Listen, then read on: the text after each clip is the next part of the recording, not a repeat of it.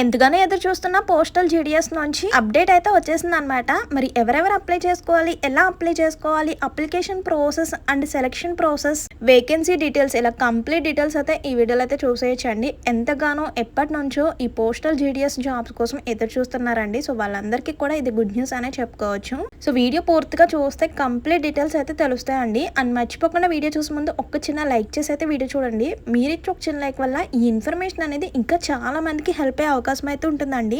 అలాగే చాలా మంది అప్లై లింక్ అని అయితే అడుగుతున్నారు.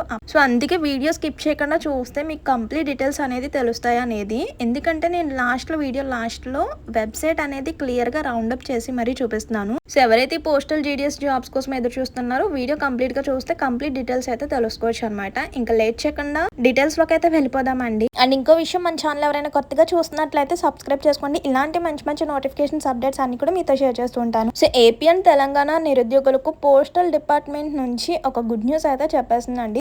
దేశవ్యాప్తంగా ఉన్న ప్రతి ఒక్కరు కూడా అప్లై చేసుకోవచ్చు అండి. జస్ట్ 10th పాస్ అయిన ప్రతి ఒక్కరు కూడా అప్లై చేసుకోవచ్చు అనమాట. జస్ట్ సెలక్షన్ ప్రాసెస్ కూడా ఏమీ ఉండదు. అలాగే అప్లికేషన్ ఫీజు కూడా ఏమీ లేదు. ఎలాంటి రాత పరీక్ష లేకుండా, అప్లికేషన్ ఫీజు లేకుండా మంచి గవర్నమెంట్ జాబ్ కోసం ఎదురు చూస్తున్న వాళ్ళకి ఇది ఒక మంచి ఛాన్స్ అనే చెప్పుకోవచ్చు. అయితే ఇందులో మొత్తం కూడా మనకి 49,000 ప్లస్ వేకెన్సీస్ అయితే ఉన్నాయన్నమాట. మరి ఏ స్టేట్ కి ఎన్ని వేకెన్సీస్ ఉన్నాయి అనేది ఇక్కడ చెప్పడం అయితే జరిగిందండి. అలాగే ఇది జస్ట్ 10th పాస్ అంటే మనకి సెలక్షన్ ప్రాసెస్ ఎలా ఉంటుందంటే 10th లో వచ్చిన మార్క్స్ ఆధారంగా మెరిట్ లిస్ట్ అయితే తీస్తారనమాట. ఈ జాబ్స్లో ఎటువంటి రాత పరీక్ష ఏమీ ఉండదన్నమాట. సో అందుకే నిరుద్యోగులు ఈ ఉద్యోగాల కోసం చాలా ఎదురు చూస్తూ ఉంటారండి. మరి వీటికి ఏజ్ లిమిట్ ఎంత ఉండాలి, అప్లికేషన్ ప్రాసెస్ ఏంటి అనేది కంప్లీట్గా ఇక్కడ చూసేద్దాం. ముందుగా విద్యార్హత చూసేయండి. కేవలం 10th పాస్ అయిన వాళ్ళు అప్లై చేసుకోవచ్చు. ఏపీ అండ్ తెలంగాణ 2 రాష్ట్రాల వారు కూడా అప్లై చేసుకోవచ్చు. తెలుగు లాంగ్వేజ్ కంపల్సరీ వచ్చి ఉండాలి. అలాగే బేసిక్ కంప్యూటర్ నాలెడ్జ్ కూడా వచ్చి ఉండాలన్నమాట. సైకిల్ తొక్కడం అండ్ స్కూటీ డ్రైవింగ్ కూడా వచ్చి ఉండాలన్నమాట. లేడీస్ అయితే గ్రామీణ ప్రాంతంలో పని చేయాలన్నమాట. అంటే మీ సొంత గ్రామంలో పనిచేసే ఒక మంచి అవకాశం అండి ఈ పోస్టల్ జీడిఎస్ జాబ్స్ అంటే. సొంత గ్రామంలో అంటే మీ గ్రామంలో రావచ్చు పోస్టింగ్, లేదంటే పక్కనున్న గ్రామంలో అయినా మీకు పోస్టింగ్ అయితే రావచ్చు అనమాట. సొంత గ్రామంలో వస్తుందని అయితే గ్యారంటీ ఇవ్వలేము. సో మీ డిస్టిక్ కి సంబంధించి ఆ లొకేషన్స్ లో మనకి పోస్టింగ్ అయితే రావచ్చు అనమాట. అండ్ నెక్స్ట్ ఏజ్ లిమిట్ చూడండి, 18 to 40 years. అది కూడా జనరల్ ఈడబ్ల్యూఎస్ వాళ్ళకి అయితే. నెక్స్ట్ SC ST కేటగిరీస్ వాళ్ళకి ప్రభుత్వ నిబంధనల ప్రకారం వయో సడలింపు అయితే వర్తిస్తుంది కదా, వీళ్ళకి ప్లస్ 5 years ఎక్స్ట్రా అనమాట. అంటే 18 to 45 years లోపున్న వాళ్ళు అప్లై చేసుకోవచ్చండి.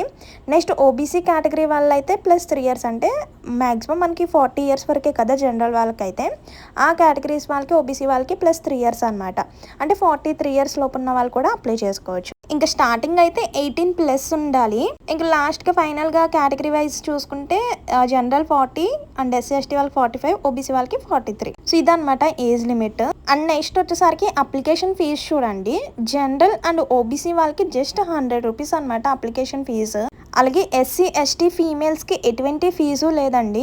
ఇది వచ్చేసరికి మీరు ఆన్లైన్లో అప్లై చేసుకుంటారు కదా, అప్పుడే ఈ అప్లికేషన్ ఫీజు అనేది పే చేయవలసి వస్తుంది. ఎలా చేయాలనేది నేను చెప్తాను. పోస్టల్ జీడిఎస్ వెబ్సైట్లోకి వెళ్ళిన తర్వాత మీరు అప్లికేషన్ ఫిల్ చేస్తారు కదా, అంటే మీ యొక్క పర్సనల్ డీటెయిల్స్, క్వాలిఫికేషన్ డీటెయిల్స్, అలాగే సర్టిఫికేట్స్ అప్లోడ్ చేస్తారు కదా, దాని తర్వాతనే మీరు అప్లికేషన్ ఫీజు కూడా పే చేసేయాలన్నమాట. అప్పుడే కొన్ని పోస్టులకి, కొన్ని నోటిఫికేషన్స్కి బ్యాంక్ ద్వారా డిమాండ్ డ్రాఫ్ట్ రూపంలో చెల్లించవలసి వస్తుంది. కానీ ఈ పోస్ట్కి వచ్చేసరికి మీరు ఆన్లైన్ అప్లికేషన్ పెట్టుకునేటప్పుడే ఈ అప్లికేషన్ ఫీజు కూడా పే చేసేయాలన్నమాట. అండ్ నెక్స్ట్ వచ్చేసరికి ఇందులో ఎన్ని పోస్టులు ఉంటాయి అనేది చూడండి. మొత్తం వేకెన్సీస్ వచ్చేసరికి మనకి 40,000 ప్లస్ వేకెన్సీస్ అయితే ఉన్నాయి.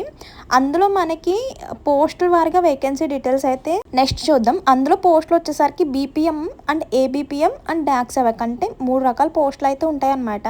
ఫస్ట్ వన్ వచ్చేసరికి బ్రాంచ్ పోస్ట్ మాస్టర్ అనమాట. ఇక్కడ మళ్ళీ మీకు డౌట్ రావచ్చు, 3 రకాల పోస్టులు ఉన్నాయి కదా, క్వాలిఫికేషన్ వేరేమో అనుకోవద్దండి.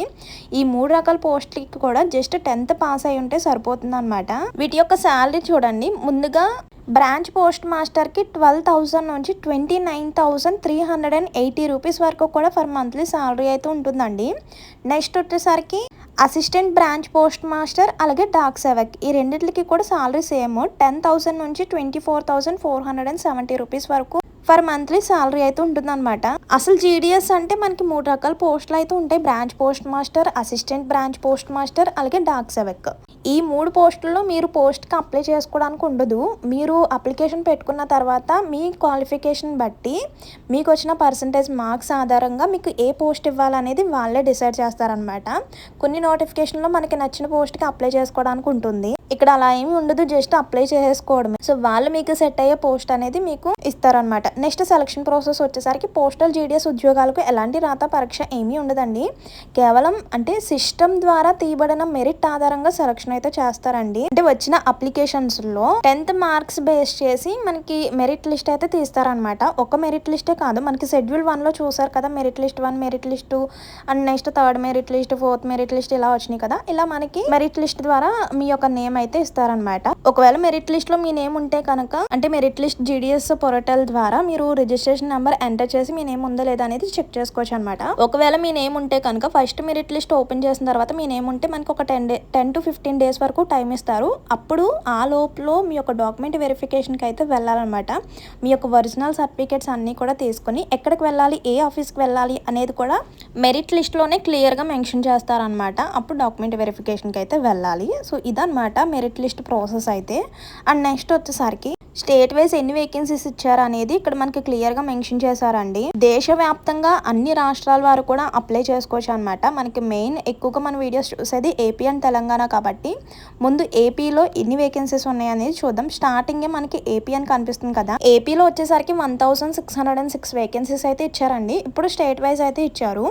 ఏపీకి 1606 వేకెన్సీస్ అయితే ఇచ్చారనమాట. నెక్స్ట్ తెలంగాణలో ఎన్ని వేకెన్సీస్ ఇచ్చారు అనేది ఇక్కడ చూపిస్తాను చూడండి. అలా మనకి అరుణాచల్ ప్రదేశ్లో 1144, అస్సాంలో 1635, అలా బీహార్లో మీ యొక్క స్టేట్ని బట్టి ఒకసారి చెక్ చేసుకోండి. అండ్ నెక్స్ట్ ఇక్కడ తెలంగాణ చూపిస్తాను, లాస్ట్లో ఉంది చూడండి. 850 వేకెన్సీస్ అయితే ఇచ్చారనమాట. చూడండి షెడ్యూల్ 2 పోస్టల్ జీడీఎస్ నుంచి వచ్చిన అప్డేట్ అనమాట. ఇది వచ్చేసరికి మనకి ఇప్పుడు వచ్చిన అప్డేట్ ప్రకారం ఏ స్టేట్లో ఎన్ని వేకెన్సీస్ ఉన్నాయి అనే దానిపై ఒక క్లారిటీ అయితే ఇచ్చేసారనమాట.